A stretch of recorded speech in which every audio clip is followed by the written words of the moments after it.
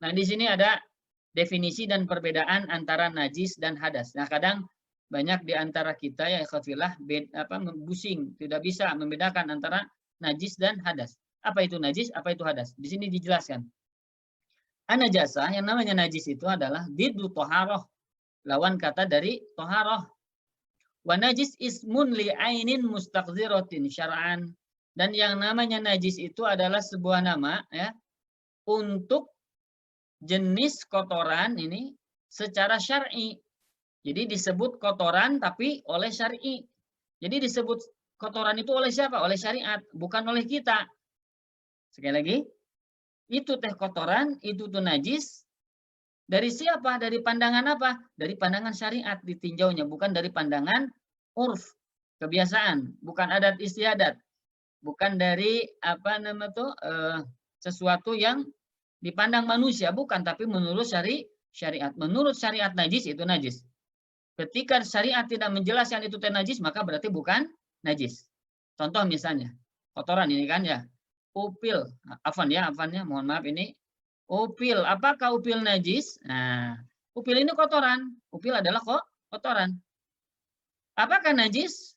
Tidak. Kenapa? Karena syariat tidak menjelaskan bahwa upil itu najis. Nah, maka disebut kotoran itu menurut syariat, bukan menurut tabiat, bukan juga menurut urf atau adat istiadat, begitu ya. Wa yajibu 'alal muslimi tanazzuhu anha. Maka wajib bagi seluruh kaum muslim itu, ya, bagi setiap muslim itu tanazzuh, membersihkannya. Wa ghuslu ma yusibuhu minha, dan mencuci segala hal yang terkena olehnya, ya. Jadi saya garis bawahi di sini, najis adalah jenis kotoran secara syar'i. Nah, ini ya. Jadi kotoran menurut syariat, ya, bukan menurut tabiat, bukan menurut adat istiadat, ya. Allah alam. Ini najis. Jadi najis itu kotorannya, bendanya ya, atau kotorannya. Ini namanya najis. Adapun al-hadas, nah ini hadas ya, istilahan secara istilah wasfun qaimun bil badani.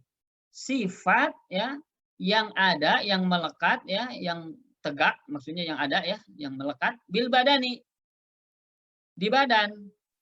Nah, tapi ini apa? Lihat, wasfun sifat. Nah, jadi hadas itu sifat, bukan bendanya, tapi sifatnya. Yamna'u minas sholati wa nahwiha, yang mencegah, yang menghalangi ya untuk sholat dan yang selainnya. Mimma tushtaratu lahu thaharah, dan dari seluruh perkara yang disyariatkan untuk membersihkannya ya. Maka hadas ini adalah apa tadi? Sifat. Misalnya begini. Kita kencing, kita buang air kecil. Kita buang air kecil.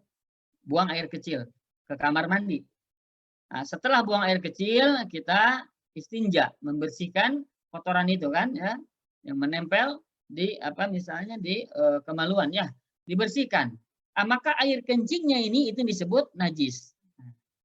Kemudian ketika kita mencucinya ya, istinja, walaupun sudah istinja, apakah boleh kita sholat? Belum. Kenapa? Karena kita belum bersuci, yaitu apa? Berwudu. Nah, sebelum berwudu maka kita memiliki hadas. Nah, inilah disebut dengan sifat. Jadi kotorannya itu disebut najis. Sifat yang melekat karena kita sudah mengeluarkan najis, maka itu namanya hadas. Demikian ya. Nah, maka ikhafillah, bedanya kalau kita mengeluarkan najis ya dengan memegang najis. Kalau mengeluarkan najis, misalnya kencing, buang air besar, itu kita memiliki hadas. Tapi ketika kita memegang najis ya, misalnya ada kotoran di kursi ya, kita bersihkan. Kita sudah berwudu nih, kita bersihkan kotoran itu, najis itu.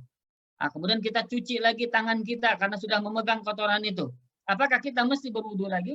Tidak perlu, karena kita tidak berhadas. Ya, demikian. Ini yang disebut dengan najis dan hadas. Semoga bisa dipahami ya. Wallahu a'lam. وَلْتَكُن مِّنكُمْ أُمَّةٌ أمة يدعون إلى الخير ويأمرون بالمعروف وينهون عن المنكر وأولئك هم المفلحون.